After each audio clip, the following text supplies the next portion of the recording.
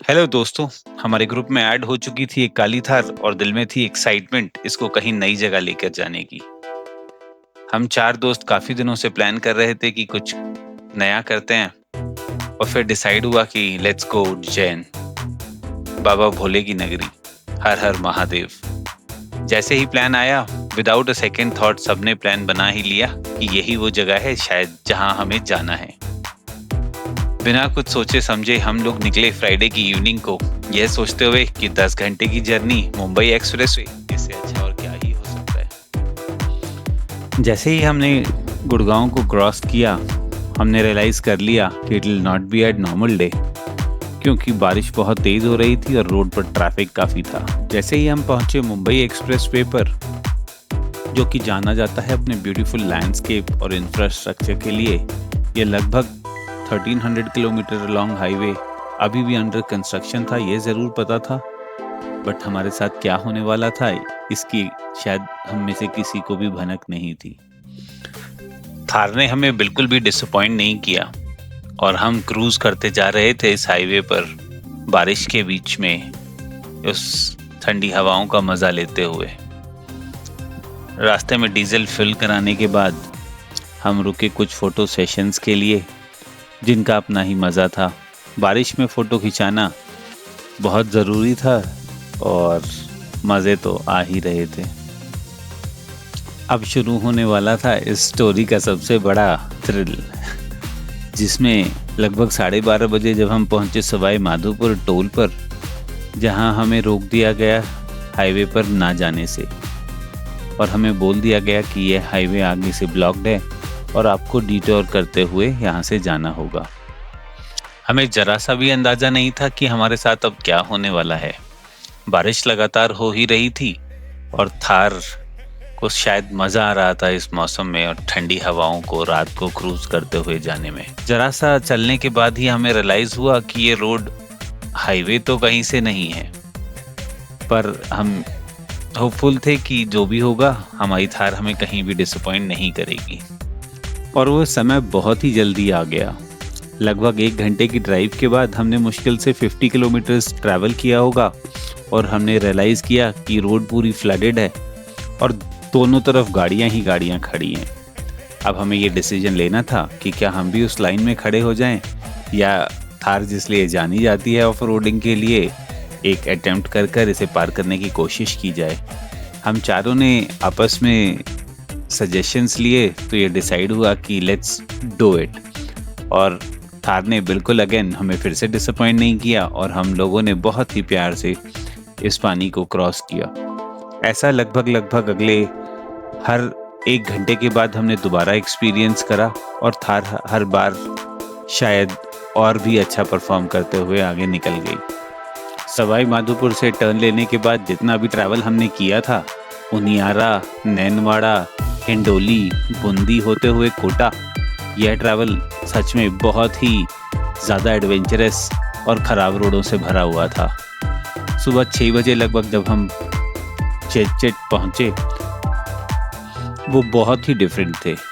हमें रास्ते में विंड मिल्स के साथ और हम पहुँच गए उज्जैन। जैसे ही हम वहाँ पहुँचे इस लंबी जर्नी के बाद, उज्जैन में एक अलग ही शांति थी। वहाँ के लोग बड़े ही विनम्र और दिल से अपनापन देने वाले लोग लगे। सुबह हमने जो फूड का मज़ा लिया, जैसे गरम गरम पोहा, फाफड़ा, खास्ता कचौरी, ये सब वाकई बहुत स्वाद थे। हम लोगों ने थोड़ी देर आराम किया और फिर हम निकल गए श्री महाकालेश्वर जी के दर्शन के लिए। सबसे पहले हम पहुँचे रामघाट, जहाँ पर हमने नर्मदा नदी के किनारे शिवलिंग, नंदी जी और कालप्रवृक्ष के फोटो खींचे।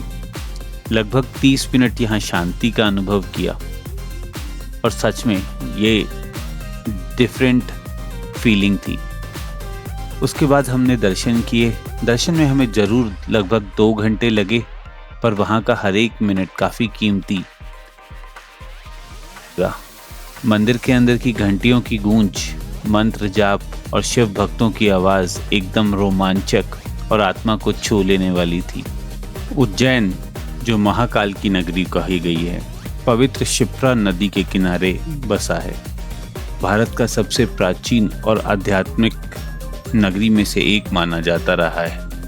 यह वही भूमि है जहां समय भी ठहर जाता है, क्योंकि यहाँ विराजमान है महाकालेश्वर भगवान, 12 ज्योतिर्लिंगों में से एक।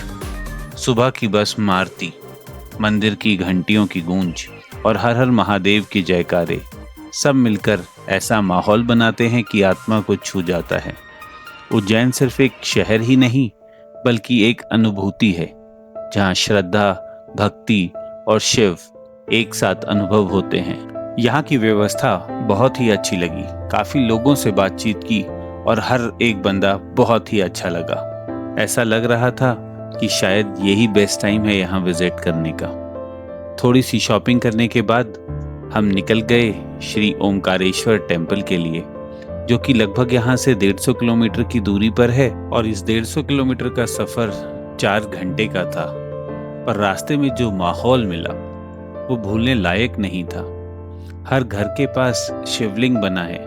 सड़कों के किनारे केसरिया झंडे बहुत ही खूबसूरत लगते हैं। वो और बड़े बड़े त्रिशूल, लगता था जैसे स्वयं शिवजी हमें ओमकारेश्वर बुला रहे हैं। सुबह सुबह सिर्फ कुछ घंटे सोए हम लोग और फिर नर्मदा घाट पहुंचे। वहां से ओमकारेश्वर मंदिर के दर्शन किए और इन दर्शन को करने में हमें लगभग 3 घंटे का समय लगा। वह मंदिर की गूंज, वो पवित्रता, वो एहसास काफी डिफरेंट फील हुआ। ओमकारेश्वर जी का इतिहास, नर्मदा जी का पवित्र जल और मंदिर की शक्ति सब मिलकर हमें एक अद्भुत अनुभव दे गया। दर्शन के बाद हमने अपना सफर वापसी का शुरू किया गुड़गांव के लिए। ओमकारेश्वर से गुड़गांव का सफर लगभग 16 घंटे का सफर था।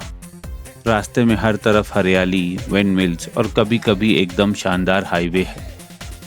साथ ही राजस्थान का खाना, रोड साइड चाय और दोस्तों के साथ हंसी मजाक, यह सब इस जर्नी को यादगार बना गया। यह सफ़र सिर्फ हमने उज्जैन और ओमकारेश्वर नहीं ले गया, यह सफ़र हमें शिवजी की और करीब ले गया।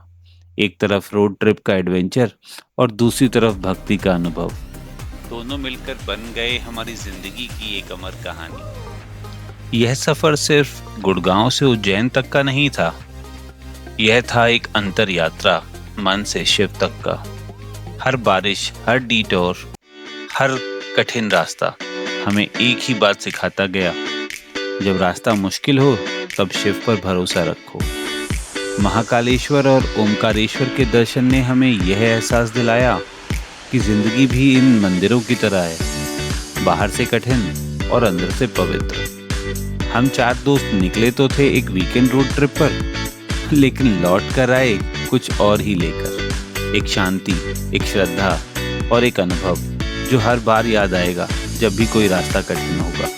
का सफ़र हमें इतना ज़रूर समझा गया कि मंजिल से ज़्यादा ज़रूरी है वो भक्ति, वो जज्बा जो हमें शिव के और करीब ले आया। हर हर महादेव, ओम नमः शिवाय। हे गाइस, अगर आपको ये वीडियो पसंद आया तो प्लीज़ सब्सक्राइब करें मेरे और भी एक्सपीरियंस जानने के लिए। Thank you.